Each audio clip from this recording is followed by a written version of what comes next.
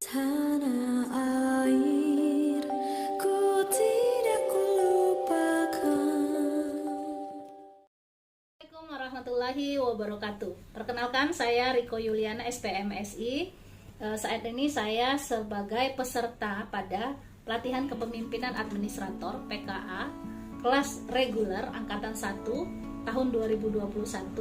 Salah satu mata pelajaran yang kami dapatkan adalah tentang wawasan kebangsaan, di mana tugas yang diberikan oleh Widya Iswara Pengampu Bapak untuk Putrajaya MM adalah memberikan pandangan tentang wawasan kebangsaan pada OPD masing-masing.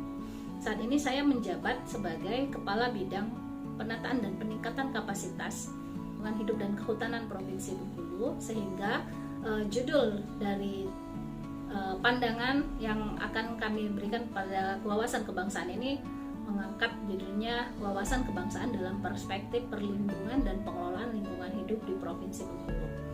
Bagaimana kita tahu bahwa cita-cita bangsa Indonesia yang sekaligus merupakan tujuan nasional dari negara Indonesia, yaitu melindungi segenap bangsa Indonesia dan seluruh tumpah darah Indonesia, memajukan kesejahteraan umum, mencerdaskan kehidupan bangsa, dan ikut melaksanakan ketertiban dunia yang berdasarkan kemerdekaan, perdamaian abadi, dan keadilan sosial. Juga untuk mencapai tujuan nasional tersebut, pemerintah pusat, pemerintah daerah, provinsi, dan pemerintah kabupaten kota itu terus berupaya untuk mewujudkan kehidupan yang adil dan makmur bagi rakyatnya melalui pembangunan di berbagai bidang, melalui paradigma pembangunan yang berwawasan lingkungan atau yang biasa dikenal dengan pembangunan berkelanjutan. Kemudian, upaya yang telah dan sedang dilakukan oleh pemerintah daerah Provinsi Bengkulu dalam mewujudkan pembangunan yang berwawasan lingkungan atau pembangunan berkelanjutan tersebut itu sejalan dengan konstitusi pada Undang-Undang Dasar 1945 pada pasal 28H yang berbunyi bahwa setiap orang berhak hidup sejahtera lahir dan batin, bertempat tinggal dan mendapatkan lingkungan hidup baik dan sehat, serta berhak memperoleh pelayanan kesehatan.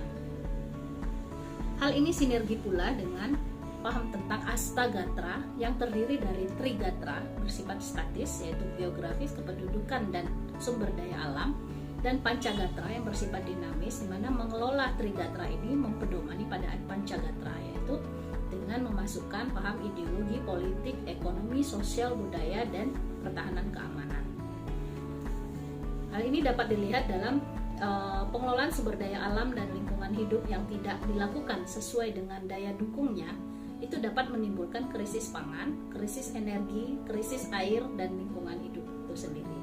Secara umum, dapat dikatakan bahwa hampir seluruh jenis sumber daya alam dan komponen lingkungan hidup di Provinsi Bengkulu saat ini cenderung mengalami penurunan baik pada kualitas maupun kuantitasnya dari waktu ke waktu. Menurut Undang-Undang Nomor 32 Tahun 2009 tentang perlindungan dan pengelolaan lingkungan hidup, pada pengelolaan lingkungan hidup ini diamankan akan menjadi lebih baik melalui penetapan kewajiban pemerintah untuk menerapkan sustainable development tadi, pembangunan berkelanjutan, sebagai solusi untuk memperbaiki kerusakan lingkungan tanpa mengorbankan kebutuhan pembangunan ekonomi dan keadilan sosial.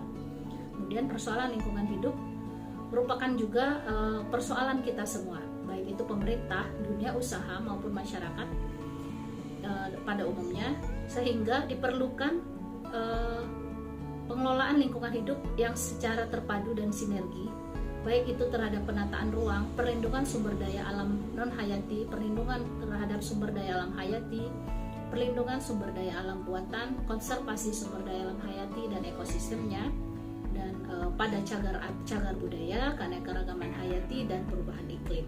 Sesuai dengan tupoksi saya pada bidang penataan dan peningkatan kapasitas, salah satunya adalah membuat kajian dan atau penyusunan terhadap rencana perlindungan dan pengelolaan lingkungan hidup yang merupakan instrumen hukum dalam bidang perencanaan dan pengelolaan lingkungan hidup yang sudah diatur dalam pasal 9, pasal 10, dan pasal 11 pada Undang-Undang Nomor 32 Tahun 2009 tentang perlindungan dan pengelolaan lingkungan hidup.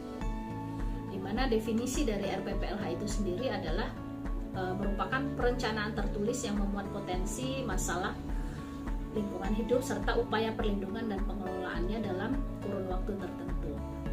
Saat ini yang sedang kita susun bersama dengan para tim ahli, RPPLH ini menyusun tentang perlindungan dan pengelolaan lingkungan hidup Provinsi Bengkulu untuk kurun waktu 30 tahun yang nantinya akan ditetapkan melalui peraturan daerah untuk tahun 2020 sampai dengan 2050. Keserasian dari kebijakan ini penting agar tindakan pemerintah yang dilakukan tidak saling tumpang tindih, tidak saling mengklaim sebagai lembaga yang berwenang, dan tidak saling lempar tanggung jawab jika terjadi permasalahan terhadap lingkungan. Oleh karena itu, dalam pasal 10 ayat 3 Undang-Undang Lingkungan Hidup nomor 32 tahun 2009 memberikan rambu-rambu bahwa dalam penyusunan RPPLH itu perlu memperhatikan keragaman karakter, fungsi ekologis, sebaran penduduk, sebaran potensi sumber daya alam, dan kearifan lokal, aspirasi masyarakat, dan perubahan iklim.